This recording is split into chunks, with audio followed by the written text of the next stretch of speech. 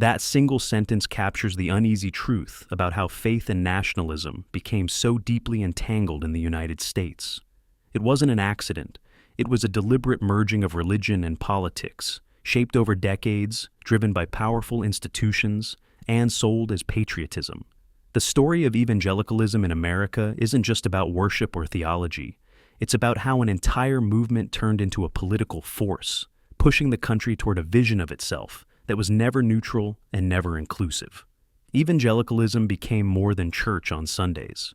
It became a cultural identity, a political machine, and in many ways, the backbone of what we now call Christian nationalism. To understand how this happened, we need to look at how evangelicalism developed in the first place. In the 18th and 19th centuries, revivalist movements swept across the U.S., blending fiery preaching with emotional conversion experiences. They called it being born again. These revivals weren't just religious moments. They were social engines that shaped communities, reshaped politics, and offered a sense of certainty in a rapidly changing world. But here's the catch. Evangelicalism wasn't simply about saving souls. It was about controlling culture. It taught that morality, family, and social order could only survive under Christian authority. And as America expanded, those ideas expanded too, into schools, into politics, and eventually into national identity itself. By the 20th century, evangelical leaders had learned something important. Preaching from pulpits alone wasn't enough. To hold power, they had to shape the state. They had to link being a good Christian with being a good American. And that's exactly what they did. They fused patriotism with piety, military service with moral duty, the cross with the flag. When people think of Christian nationalism today, they often picture political rallies, candidates quoting scripture, or churches draped in red, white, and blue. But the groundwork was laid long before.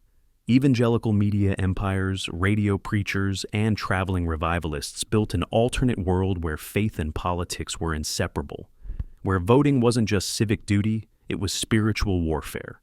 This merging didn't happen in a vacuum. It thrived in times of fear and uncertainty. During the Cold War, for example, evangelical leaders insisted that America's real enemy wasn't just communism, it was godlessness. If the Soviets rejected religion, then America had to prove it was religious to its core. That's how phrases like "under God" got added to the Pledge of Allegiance in the 1950s. That's how "in God we trust" became the national motto. These weren't organic traditions. They were political moves meant to hardwire Christianity into the national identity. And it worked. Millions of Americans grew up believing that the United States was founded as a Christian nation, that its laws came straight from the Bible, that freedom itself depended on faith. Even though history tells a more complicated story, the myth stuck. What makes this especially powerful is that evangelicalism framed itself as both a majority and a minority at the same time. On one hand, it claimed to speak for the real America, the moral majority. On the other, it warned its followers that they were under attack by secular culture, by elites, by outsiders. That double message kept people engaged. It created a constant state of urgency, and it made political action feel like religious duty. But this wasn't just rhetoric. It translated into real policies: school prayer, abortion restrictions, opposition to LGBTQ rights, resistance to science education. All of these became battlegrounds where evangelicalism insisted America's survival was at stake. By framing politics as holy war, compromise wasn't an option. Only victory would do. At the same time, this movement wasn't purely grassroots. It was engineered by networks of churches, lobbyists, think tanks, and billionaires who realized that religion was the perfect tool for mobilizing voters. Faith became the language of power. Politicians learned quickly that quoting scripture could win elections, and evangelical leaders discovered that delivering votes could buy influence. That feedback loop is what fueled modern Christian nationalism. It's why you see candidates holding rallies in megachurches, why policies are crafted to appeal to religious blocs rather than evidence or reason, why laws about marriage, education, and healthcare are framed not in terms of what works, but in terms of what God supposedly wants. The deeper danger here isn't just the erosion of the church-state separation. It's the way religion has been weaponized to divide people, to create an us versus them mindset. If you're not part of the chosen group, you're not just politically different, you're morally suspect, even un-American. That logic has been used to justify discrimination, to silence dissent, and to push an exclusionary vision of the nation. The irony is that the very values often preached, humility, compassion, love for neighbor, take a back seat to raw political power. The message shifts from personal faith to national conquest, from caring for others to controlling them, from freedom of religion to freedom for one religion only. And here's the thing. Evangelicalism didn't just adapt to politics. It reshaped it. The Republican Party in particular was transformed by this alliance, turning social issues into central platforms and rallying cries. Issues like abortion weren't always partisan. They became partisan because evangelical leaders made them so, because they saw an opportunity to lock in political loyalty by linking faith to voting, behavior. This isn't about whether individuals believe or disbelieve. It's about how a movement convinced millions that democracy itself should bow to theology, that the laws of a diverse nation should reflect the doctrines of a single faith tradition, and the consequences are still unfolding today. The roots of this movement go deeper when you consider how evangelicalism spread across rural America. Small towns and tight-knit communities became fertile ground for revivalist preachers who offered not only spiritual salvation, but also a clear moral framework in times of uncertainty. Economic instability, cultural change, and racial conflict all created fertile soil for messages that promised order and clarity. What made evangelicalism different from older forms of religion was its adaptability. It wasn't confined to one denomination or church hierarchy. It spread through tent meetings, radio sermons, traveling preachers, and later through television. It was portable. It could be tailored to the fears and hopes of different audiences. And because of that flexibility, it could easily be attached to political causes. During the civil rights movement, this adaptability became painfully clear. While some religious leaders supported racial equality, many evangelical institutions resisted it fiercely. Segregation academies, private Christian schools, and religious liberty arguments were used to preserve white dominance under a moral banner. What's striking is that the rhetoric wasn't framed as openly racist. It was framed as defending faith, defending family, defending tradition. That pattern, cloaking political power in religious language, would repeat itself again and again. By the 1970s, the so-called moral majority emerged. It wasn't truly a majority, but it was a powerful coalition. It capitalized on the anger of people who felt threatened by feminism, by secular culture, by new freedoms for minorities and LGBTQ people. Leaders like Jerry Falwell and Pat Robertson turned evangelicalism into a political army. Churches became voter registration hubs. Sermons doubled as campaign speeches. And suddenly, politics and piety were indistinguishable. It's worth noticing that this wasn't just about issues like abortion or school prayer. It was about power, about making sure one vision of America, white, Christian, conservative, dominated the future. And once people believed that their very way of life was under siege, it became easier to mobilize them, not just for elections, but for cultural battles that would last decades. Christian nationalism thrives on the idea of a lost golden age. The belief that America was once purely Christian and has now fallen into moral decay. That narrative is powerful because it's simple. It creates nostalgia for something that never truly existed. The Founding Fathers were not evangelical, and many weren't, even Orthodox Christians. But that doesn't matter to the movement. What matters is the myth, because the myth motivates. And here's where psychology plays a role. When people feel their group is threatened, they cling harder to identity markers like religion. Leaders of the evangelical movement knew this. They constantly emphasized danger, loss, decline. They warned of secularists stealing prayer from schools, feminists destroying the family, scientists attacking the Bible.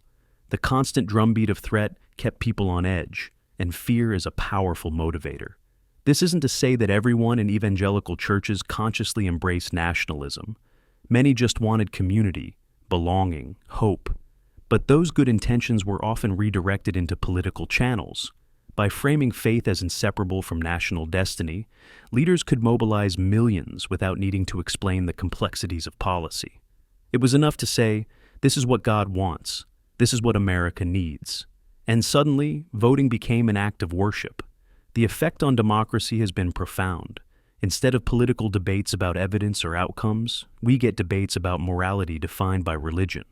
Instead of compromise, we get demands for obedience to what is claimed as divine truth.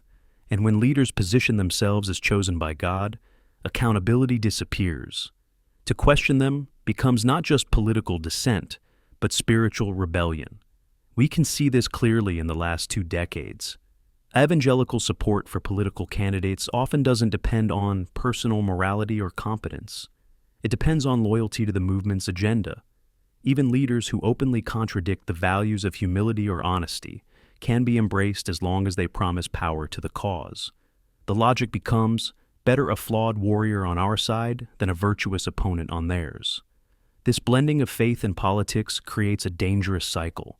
The more politics is infused with religious language, the more religion itself becomes a tool of division rather than a source of meaning.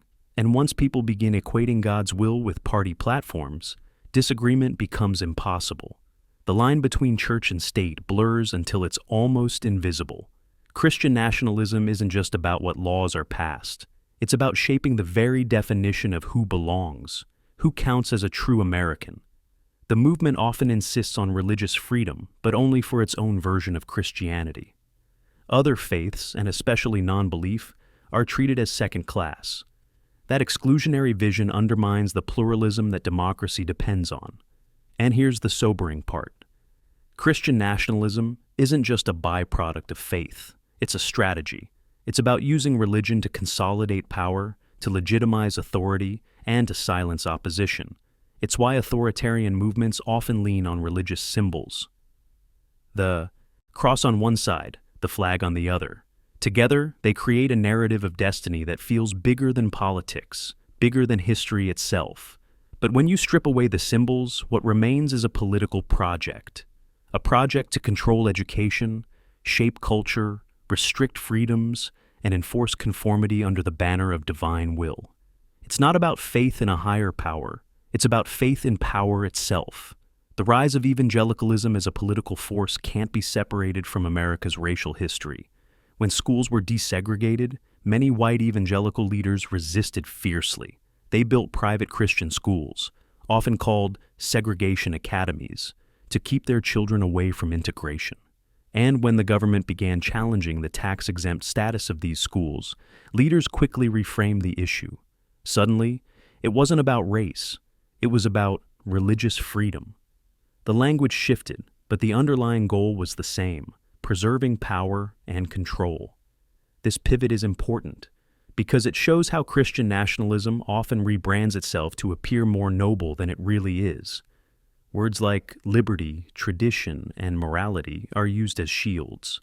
Behind them, the movement has often worked to defend social hierarchies and political dominance. It isn't about everyone being free to believe or not believe. It's about one group ensuring its dominance under the banner of freedom. Over time, abortion became the perfect rallying cry for this cause. It wasn't always central to evangelical politics. In fact, many early evangelicals didn't treat it as the defining issue. But as segregation became harder to defend, abortion became the new battlefield. It carried moral weight, emotional urgency, and clear political utility. Leaders realized they could mobilize millions by presenting it not just as a medical or social issue, but as a spiritual war. And once that framing took hold, it reshaped American politics permanently. The strategy worked beyond expectations. By the 1980s, evangelicalism wasn't just a religious movement. It was a political powerhouse. Presidents courted evangelical votes. Politicians promised to defend family values, as though those values were universally defined by one particular branch of Christianity. And millions of ordinary people began seeing their political identity as inseparable from their religious identity. But what happens when religion and politics merge this tightly is that truth itself starts to bend. Facts matter less than loyalty. A claim doesn't need evidence if it's wrapped in scripture. and dissent doesn't need addressing if it can be dismissed as ungodly. This mindset has been deeply corrosive to public discourse. It's why debates on issues like climate change, healthcare, or education often stall. Instead of asking what works, the conversation becomes what God supposedly commands.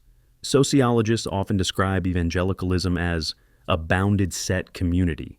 That means belonging depends on strict boundaries. Who's inside, who's outside, who's saved, who's lost. That same mindset carries into politics.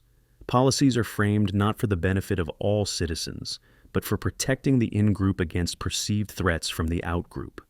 The language of salvation gets applied to the nation itself. America must be saved, redeemed, restored, and only one political path is presented as the way to do it. This is why Christian nationalism feels less like traditional politics and more like a crusade. Because for its followers, compromise isn't just a loss, it's betrayal. When political positions are elevated to the level of eternal truth, there's no room left for dialogue, only conflict. And that has pushed American politics toward deeper division, deeper hostility, and deeper distrust.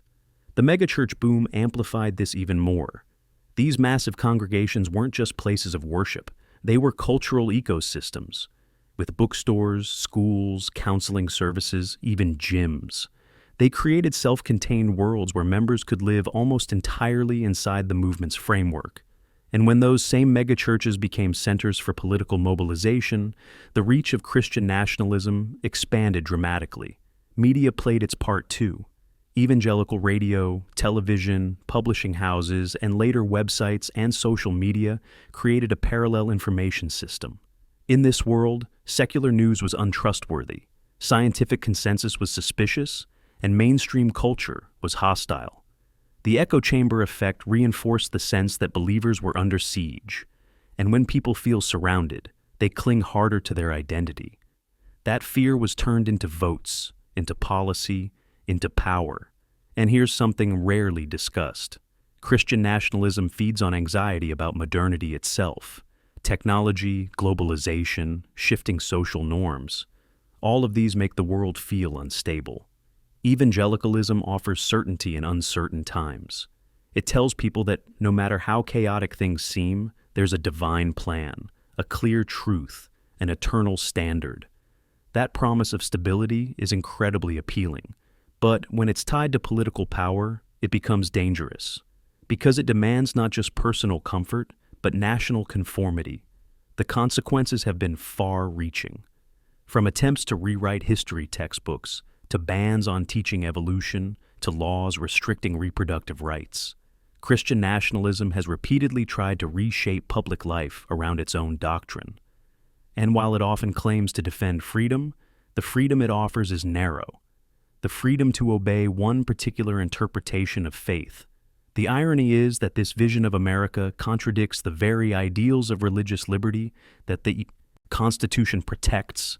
The founders understood the danger of merging religion with government. They knew that true liberty requires separation. But Christian nationalism thrives on blurring that line. Because once the state is seen as an instrument of faith, then politics itself becomes holy war. And this brings us to the present moment. The language of Christian nationalism has become louder, bolder, less subtle. Politicians openly declare that the country belongs to Christians. Movements wave crosses alongside flags in public demonstrations. The fusion of faith and nationalism that once grew quietly has now become an explicit rallying cry. And the dangers of that are impossible to ignore. When religion becomes a tool for power, it doesn't just shape policies, it reshapes identities. And that's one of the most profound impacts of Christian nationalism in America. For many, being a Christian isn't just about personal belief anymore. It's about being part of the true nation. The identity of believer and the identity of citizen fuse together until they are almost indistinguishable. This fusion creates a dangerous kind of loyalty, because once people are convinced that their political cause is also God's cause, they'll defend it at any cost. Even when leaders fail them, even when policies harm them, the movement continues. It's not about evidence anymore. It's about faith. And when political decisions are treated as articles of faith, No amount of reason or fact can break through. We've seen this loyalty in action. When leaders openly contradict the supposed moral standards of the movement, it doesn't matter. When scandals break, when lies are exposed, the response is forgiveness, as long as those leaders promise to defend the movement's power. The standard isn't righteousness anymore, it's allegiance. And that's how a faith that once claimed to be about humility and service transforms into a political empire built on control. Christian nationalism also thrives on rewriting history. It insists that America was founded as a Christian nation, despite overwhelming evidence that many of the founders rejected established religion. It glosses over the diversity of belief that existed even at the country's beginning. Instead, it tells a story of destiny, that God chose America for a special purpose, and that purpose must be defended at all costs. This myth provides justification for power, even when reality contradicts it. The problem with myths like this is that they create an illusion of inevitability. If people are convinced that their nation's greatness comes directly from God, then any political victory feels like divine will. Any loss feels like persecution. This binary thinking fuels resentment, anger, and division, and it makes reconciliation almost impossible.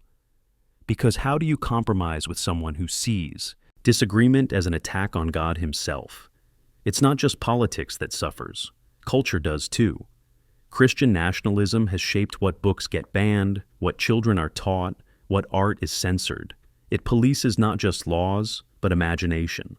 It narrows the range of acceptable thought and expression under the guise of protecting morality.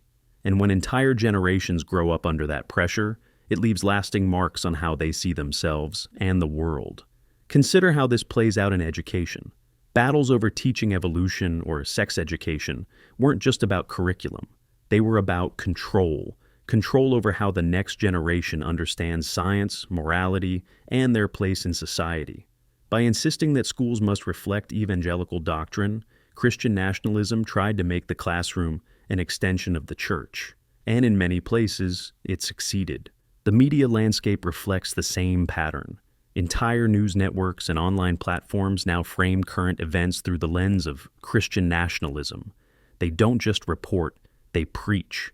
They don't just inform, they mobilize.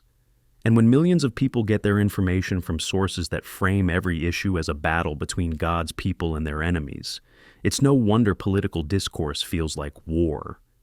The most striking part of all this is how normalized it has become.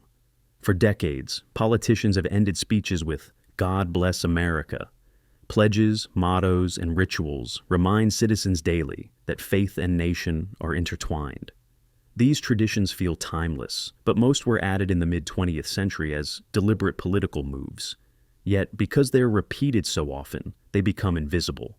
They feel natural, inevitable, and that invisibility makes Christian nationalism even harder to challenge.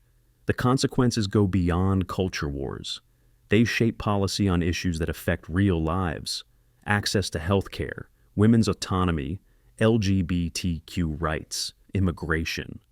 Decisions that should be guided by evidence and compassion are too often dictated by religious ideology. And when ideology trumps evidence, people suffer, families suffer. Entire communities bear the cost of a system built on exclusion rather than inclusion. One of the most overlooked aspects of Christian nationalism is how it exploits fear of decline, fear of outsiders, fear of change. Leaders amplify those fears, then present themselves as the only solution. It's a classic strategy: create a crisis, then promise protection. And when that protection is framed as divine, questioning it feels impossible. After all, who wants to be accused of standing against God? But the truth is, the strength of democracy lies in diversity. It lies in debate, in compromise, in the freedom to believe or not believe. Christian nationalism undermines that by demanding conformity, by insisting that only one faith, one vision, one moral code should define the nation. And in doing so, it chips away at the very foundation of freedom it claims to defend. The irony here is striking. A movement that claims to love freedom ends up restricting it. A movement that claims to defend morality ends up excusing corruption. A movement that claims to follow humility ends up obsessed with power. And yet, because it's wrapped in religious language, millions accept it without question. This is why understanding the roots of Christian nationalism matters, because only by seeing how it grew, how it used fear, myth, media, and politics, can we understand how to confront it. It's not about attacking personal faith. It's about recognizing how faith has been weaponized, transformed into a political tool that serves power more than principle. And the danger isn't abstract. We've already seen how this mindset can justify violence. When crosses and flags are carried together at political rallies that turn into riots, it's not an accident. It's the logical outcome of years of blending religion with nationalism, of teaching people that their faith is at stake in every political battle, that losing an election isn't just a setback, it's an assault on God Himself. The events of January 6th revealed just how far the merging of cross and country has gone. It wasn't just a political protest. It was infused with religious symbolism. People carried crosses, waved Christian flags, prayed over the crowd, and invoked the name of Jesus while storming the Capitol. For them, this wasn't simply about an election. It was about defending God's nation against supposed enemies. That day made something visible that had been building quietly for decades. Christian nationalism had primed millions to believe that their political cause was sacred, that their leaders were chosen by God, and that any loss was evidence of betrayal or spiritual warfare. When you combine political anger with religious certainty, the result is combustible. And what we saw on that day was only one expression of that deeper current. But here's what often gets overlooked. This wasn't inevitable, it was cultivated.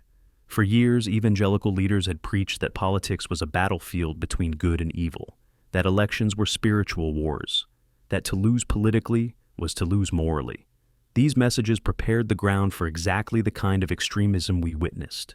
And even after the violence, many leaders excused it, minimized it, or even justified it, because to condemn it too strongly would mean admitting the dangers of their own rhetoric. Christian nationalism doesn't just threaten democratic institutions, it corrodes trust itself. When citizens no longer believe in shared facts, shared rules, or shared institutions, society begins to fracture. And when one group claims divine authority, dialogue becomes impossible.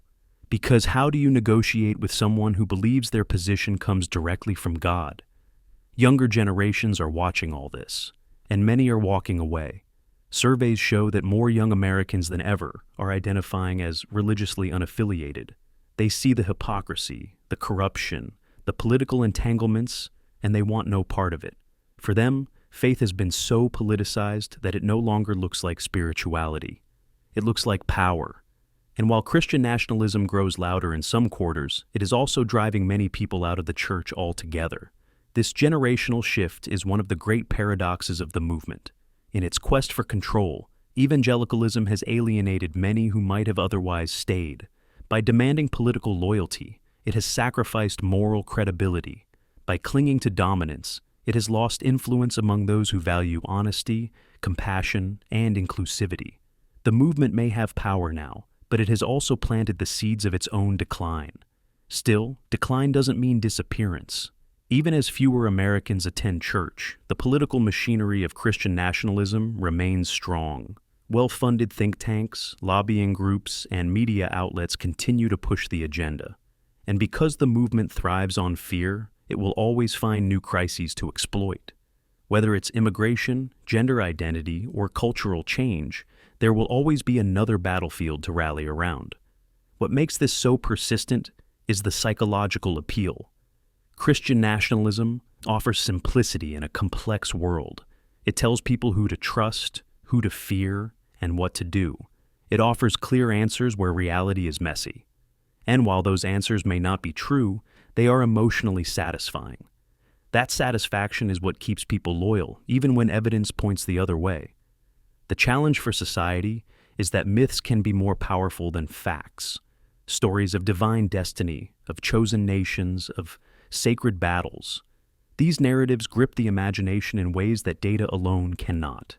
And leaders who understand this can harness enormous power by telling the right story at the right time.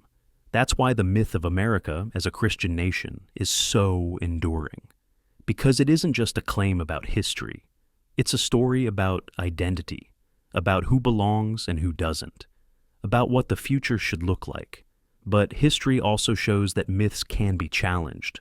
The same nation that once believed slavery was divinely ordained came to abolish it. The same culture that once denied women basic rights eventually expanded them. Progress doesn't come easily, and it doesn't come quickly. But it does come when enough people begin to see through the myths that hold power in place. Christian nationalism is no different. It may feel overwhelming now, but it is not unbreakable. It is a human project, built by human hands, sustained by human choices. And that means it can be dismantled by human choices too, by refusing to accept false histories, by insisting on separation of church and state, by challenging leaders who exploit faith for power, by protecting the freedom of belief, including the freedom not to believe. The danger of Christian nationalism isn't just that it limits rights for some, it's that it distorts the meaning of freedom for everyone. It narrows the idea of America into something smaller, harsher, less inclusive. But the truth is, America has always been larger than any single faith. Its strength has come from diversity, from the clash of ideas, from the ability of different people to live together under shared principles rather than imposed dogma. If those principles are lost, if democracy bends to theology, the cost will be enormous, not just for those excluded, but for everyone. Because once one faith can dominate, the door is open for any faith or any ideology to do the same, and freedom, once surrendered, is rarely regained easily. That's why the story of evangelicalism and Christian nationalism matters so much. It isn't just history. It isn't just politics. It's about the future of democracy itself, whether the cross and the flag remain entwined, or whether the country finds a way back to a vision that truly includes all of its people. The fusion of cross and country is not just a religious trend or a political strategy, it's a worldview that insists America has a special covenant with God, and that covenant must be enforced through laws, policies, and culture. And while that belief feels inspiring to some, its consequences are deeply troubling, because once a nation is imagined as chosen, every disagreement becomes betrayal, every outsider becomes a threat, and every compromise feels like sin. This worldview explains a lot about the culture wars we see today. Why debates about schools, libraries, healthcare, or even science can become so heated. They're not framed as policy disagreements. They're framed as struggles for the nation's soul. And in that framing, nuance disappears, evidence disappears. All that remains is loyalty and fear. Think about how this plays out in daily life. A school district considers teaching accurate sex education. Instead of weighing medical evidence or the well-being of students, the discussion is flooded with claims about morality and God's design. A library carries books with LGBTQ themes. Instead of discussing free expression or representation, the debate turns into a battle over whether Christian values are under attack. In each case, the issues are stripped of complexity and forced into a religious mold. Christian nationalism also influences foreign policy. Leaders have invoked biblical prophecy to justify military actions. They've described wars as holy missions. They've framed support for certain allies, like Israel, not in terms of diplomacy or strategy, but in terms of fulfilling divine plans. When political decisions are made on those grounds, they risk turning global conflicts into apocalyptic struggles. And that endangers everyone, not just those within the movement. Another piece often overlooked is the economic dimension. Christian nationalism thrives on the promise of moral clarity, but it's also funded by powerful interests. Billionaire donors, media empires, and political operatives have poured resources into sustaining it. Because religion doesn't just mobilize voters, it shapes how people view economics, labor, taxation, and welfare. By linking free market policies with divine will, by framing wealth as a sign of blessing, evangelicalism has often defended inequality under the banner of faith. At the same time, it has preached personal responsibility while ignoring structural injustice. Poverty, inequality, discrimination, these are explained as moral failings rather than systemic issues. And that narrative conveniently supports those already in power. It shifts attention away from reform and toward obedience, toward prayer instead of policy. Psychologists have studied the mindset that develops in communities where faith and politics are fused. They describe it as authoritarian, valuing obedience, conformity, and loyalty above curiosity or dissent. This mindset isn't limited to religion. It can emerge in any context where people are taught that questioning authority is dangerous. But when tied to religion, it becomes harder to challenge, because authority isn't just political, it's divine. And divine authority, by definition, cannot be wrong. This is why Christian nationalism can endure even in the face of obvious contradictions. Leaders can act in ways that contradict their own moral teachings and yet remain untouchable, because loyalty to the movement is valued more than consistency. And when leaders are framed as chosen instruments of God, their flaws are brushed aside as irrelevant. It's not only adults who are shaped by this. Children raised in these environments often grow up with a narrowed worldview. They may be taught that questioning is rebellion, that outsiders are dangerous, that truth is simple and already known. And when they step outside those circles, they often face disorientation, shame, or isolation. Some eventually break free, but many carry scars of guilt and fear long into adulthood. The tragedy is that faith could be something personal, private, even enriching. But when it's weaponized for nationalism, it loses that intimacy. It becomes a public performance, a badge of belonging, a tool of division, and the louder it becomes in politics, the more it drowns out the quieter, more human aspects of belief. This is why Christian nationalism feels less like spirituality and more like machinery. It has talking points, strategies, funding networks, and media arms. It doesn't spread by accident. It spreads because it's cultivated, nurtured, amplified, and its strength comes from convincing people that their private faith depends on public power, that if their political side loses, their faith will be destroyed. But history shows that's not true. Faith doesn't vanish when it loses political power. If anything, it often becomes more authentic when it's not bound to the state. The real threat is not to faith itself, but to democracy. Because when one religion dominates the state, everyone loses. Even those within the majority faith lose freedom because the state begins to dictate belief. The blending of cross and country continues to reshape America today. From state legislatures passing laws rooted in evangelical doctrine, to national leaders invoking God in campaign speeches, to local school boards enforcing narrow moral codes. The influence is everywhere. And yet, it's not inevitable. It's a choice. A choice made by leaders who see power in fear, and by communities who are persuaded to see their nation, not as a democracy, but as a congregation. The question that lingers is this: how long can a diverse country survive under a vision that denies diversity? How long can democracy hold when one group insists that only its values count, only its history matters, only its faith is valid? These aren't abstract questions. They are the challenges shaping the present, and they will define the future.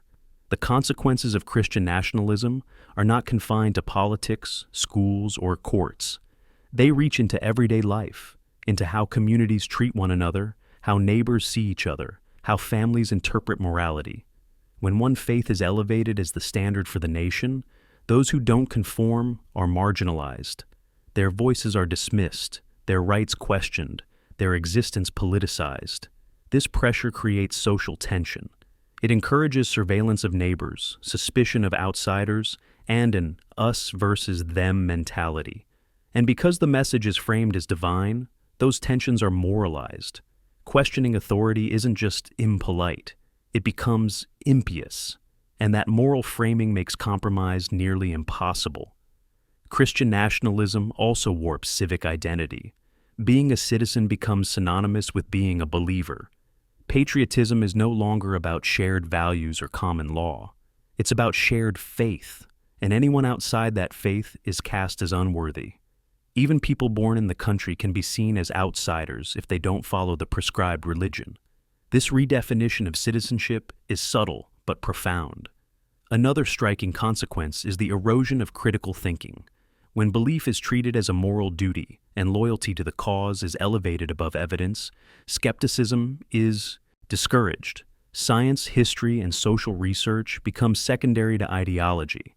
And when education itself is reshaped to fit religious narratives, entire generations are taught to accept stories without question, to trust authority unquestioningly, to see politics as holy war rather than civic negotiation. And yet, Christian nationalism persists because it promises something powerful: certainty, belonging, meaning. It tells people that their lives are part of a larger story, that their struggles are part of a divine plan, and that their loyalty matters eternally. That emotional appeal is difficult to counter with reason alone, but reason is precisely what is needed. The antidote is awareness, recognition that religion has been weaponized, understanding that the narratives of divine destiny, moral decline, and existential threat are constructed, not inevitable. Once people see the strategy, they can separate personal faith from political exploitation. And once that separation occurs, the hold of Christian nationalism weakens. It's also important to recognize resilience. Millions of Americans already live outside these narratives. They embrace pluralism, evidence-based policies, and civic engagement that respects difference. Younger generations increasingly reject the notion that morality and citizenship must be tied to a single faith. That shift may be slow, but it is real, and it is growing. Christian nationalism is not merely a political phenomenon. It is a cultural project, one that has shaped law, media, education, and identity. It is powerful because it appeals to the deepest human desires, for meaning, for belonging, for certainty. And yet, it is ultimately a human creation. It can be challenged, questioned, and dismantled, because it depends on consent, on belief, and on participation. Remove those, and the machinery begins to falter. The history of evangelicalism shows how adaptable it is, how skillfully it has fused faith with power, and how dangerous that fusion can become. But history also shows that movements can be reoriented, myths can be corrected, and societies can reclaim pluralism. America is not doomed to a single narrative. It is not predestined to be ruled by one faith. And that is the lesson worth remembering. At its core, the story of Christian nationalism is a story about choice, about how ordinary people and leaders decide to mix faith with politics, about the consequences of those decisions, about the ways a nation can be reshaped when religious identity becomes a political identity, and about the possibility of a future where faith inspires personal meaning rather than political dominance. The question for every citizen is simple. Will you accept the fusion of cross and country, with all its divisions, exclusions, and distortions? Or will you insist on a vision of society where diversity, democracy, and evidence guide collective life, where faith exists without dictating policy, where morality informs choices but does not coerce through law? The choice is ongoing, and the stakes have never been higher. Christian nationalism may seem unstoppable. It may appear embedded in culture, politics, and identity. But, like all human systems, it is subject to reason, challenge, and change. Its power relies on belief and participation. And when those are questioned, when people begin to see the consequences for what they are, the machinery begins to unravel. The cross and the flag may remain entwined for now, but the story of America is still being written. And it does not have to be written by fear, by myth, or by the manipulation of faith for power. It can be written by evidence, empathy, and inclusive vision. The choice, as always, belongs to the people.